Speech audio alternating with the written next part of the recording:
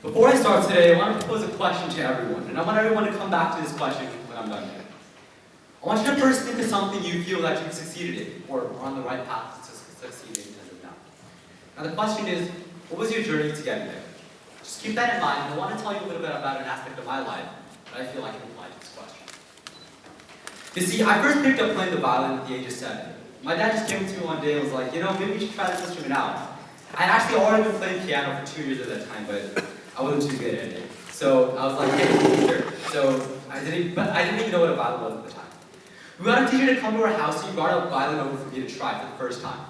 I still clearly remember he opened up the violin, he looked at me, and told my parents that he felt the instrument might be a bit large. I thought a violin was a guitar, so you can probably understand how perplexed I was at the time. The minute I touched that instrument, though, I fell in love with the sound, the shape, the feel, and I've never put it down since. We didn't end up sticking with that teacher, though, so we moved on to a new teacher, Albert. The story of my journey as a violinist truly began. We went to his house weekly for lessons, and slowly but surely I began to learn the instrument. At the time, these lessons were merely learning how to play some notes on a violin, but in retrospect, they began my journey to express myself in music. Albert's agenda for me as a teacher was always enjoyment first and technique second. I truly, to this day, do not believe I would have been able to get to where I am now without this mantra he pushed upon me every single lesson. Enjoyment first and technique second. After taking lessons with Albert for around a year or so, I completed an orchestra of his called IYJA, Irvine Young Junior Artist. Now, keep in mind, I sat somewhere in the back of the orchestra in second violin, which, for most musicians know, is an extremely honorable seat. I didn't care. This is the first reason why, and the second stepping stone that Albert and the orchestra took to making sure I enjoyed first and technically advanced second. The conductor was extremely kind in helping me learn how to play in an orchestra, and the people around me took me in his family, no matter level or age.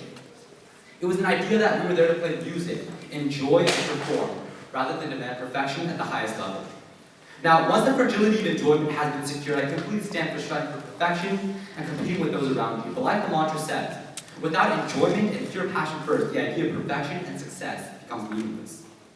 Those years I spent in IYJ sipping 50-cent hot chocolates out of a brewer in the back, playing countless hours of Minecraft during break, and breaking Albert's conducting baton with a fellow violinist are memories that I won't forget. Albert allowed me to play solos with the orchestra when both him and I knew I wasn't ready, just to build up my confidence on stage and foster the enjoyment to perform. When I joined the Urdu Orchestra, IYCA, he took me to a recording session where we ate pizza and played Christmas music for 12 hours straight. Those memories that I forged and correlate with my upbringing of violin with Albert and IYJ and IYCA aren't one success. I wasn't the best player in the orchestra by any means or won any huge competitions. There was a true happiness to play an instrument without the pressure of having to win this competition or be in this specific seat in the orchestra to validate the effort and enjoyment I put into the instrument. These were years when I put in as much time and enjoyment into the violin, and that on its own was the reward.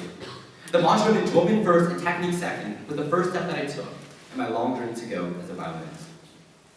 Now, the next chapter of my journey as a violinist wasn't my ideal best, but was so crucial now looking back upon it. Under the ones of my mom, we went to my first competition, American String Teachers Association, asked her about the competition. Simply said, I lost, getting a mere honorable mention, and we decided to change teachers, feeling that I wasn't on the right path to success. But looking back, it was just bad timing.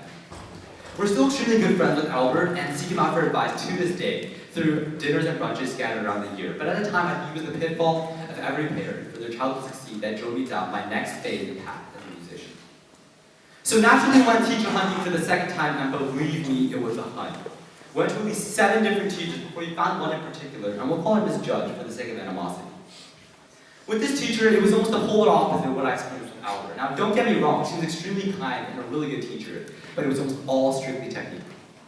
She followed a very rigid and old-school system of teaching music where I was drilled with scales and etudes. Her daughter had traveled with a very famous teacher, you guys may know him, Mr. Suzuki, and she instilled his methods of teaching within me.